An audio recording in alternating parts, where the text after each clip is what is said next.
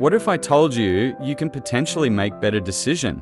Imagine if you have total control in your thinking and you have more clarity in life. Welcome back to our channel. Today we will be talking about the book Thinking, Fast and Slow. The book reveals the fascinating facts about the way our brain works. And hopefully by the end of this video, we can all make better decisions in the future. At the core of the book is the dual theory of thinking.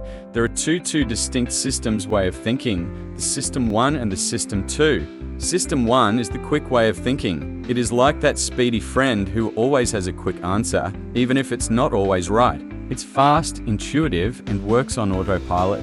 Imagine you're driving and suddenly a car swerves in front of you. Without thinking, you slam on the brakes. That's System 1 in action, quick, automatic, and often life-saving. System 1 is quick and efficient, but it also comes with a catch. It's prone to errors and biases, especially in situations where a little more thought is needed. System 2, on the other hand, is the slow, deliberate, and logical side of our thinking.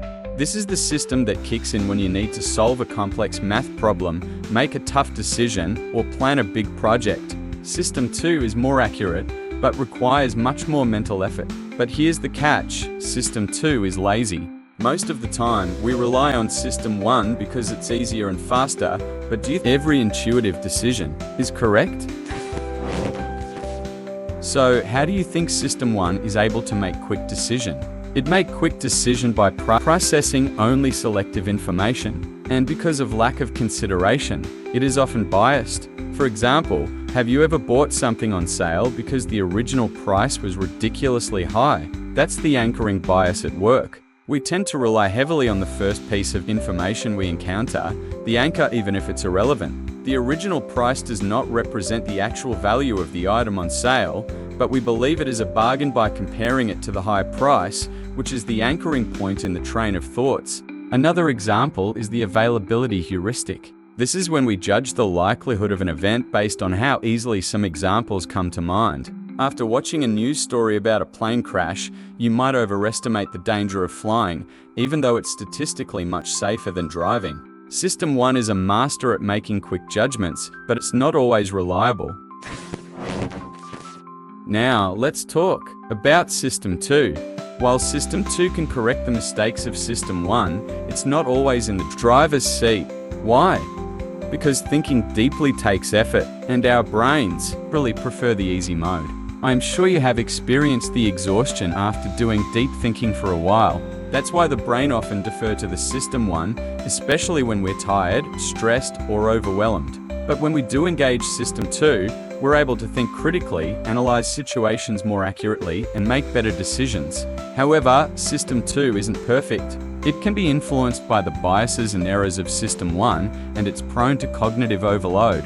When we're bombarded with too much information, System 2 can get overwhelmed, leading us to make poor choices or revert back to the quicker judgments of System 1. You might be wondering, why does all this matter?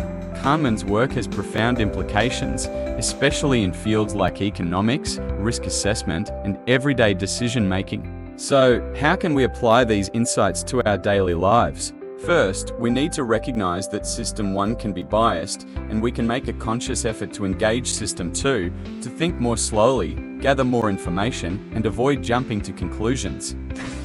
One of the most powerful tools the author discussed is framing. How the way information is presented can drastically change the way we perceive. For example, would you prefer surgery with a 90% survival rate or one with a 10% mortality rate? It's the same thing, but the way it's framed can make one option seem much more appealing than the other. By changing the way a question being presented, we can engage System 1 in a different way, and may also intrigue System 2 into giving the situation more thoughts. Avoid being overconfident and reliance on intuition. Ask for external opinion if required. The author encouraged the use of data to support decision. Another practical lesson is to use what the author calls the outside view. This involves stepping back from our assumptions and looking at it in the context of similar cases. An example of this is when we are planning our action plan or goal, and we might make some assumptions about the effort and time needed. By using the outside view, we collect available information for similar example, may it be some scientific studies or similar experience of external party. By considering broader trends and data, rather than just our immediate impressions, we can make more accurate predictions and better decisions. Engaging System 2 consumes cognitive resources, making it tiring to use for prolonged periods. This is why people often avoid tasks that require deep thinking, especially when they are fatigued or distracted. Luckily, cognitive resources and capacity is not fixed, it can be cultivated. Similarly, System 2 ability to think critically can also be enhanced. Regularly engaging in tasks that require deep thinking, such as puzzles, strategic games, or critical reading, can help strengthen System 2. Over time, this can increase one's capacity for sustained cognitive effort. Also, regular reflection on decision made are highly encouraged. A habit of questioning initial impressions and being skeptical of intuitive judgments can promote more frequent engagement of System 2.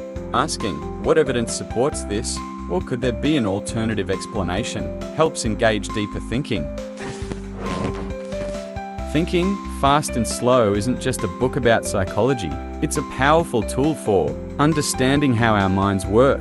By learning to recognize the strengths and weaknesses of both System 1 and System 2, we can navigate life's complexities more effectively and make decisions that better align with our goals and values. If you found this summary insightful, consider diving into the book itself. There's so much more to discover, such as priming, Florida effect, that can expand your understanding on biases that we are exposed to and can help you avoid these biases. And if you're interested in exploring similar topics, stay tuned to this channel, where we'll dive into more fascinating insights on how to improve your thinking and decision making. Until next time, remember to think critically and stay curious.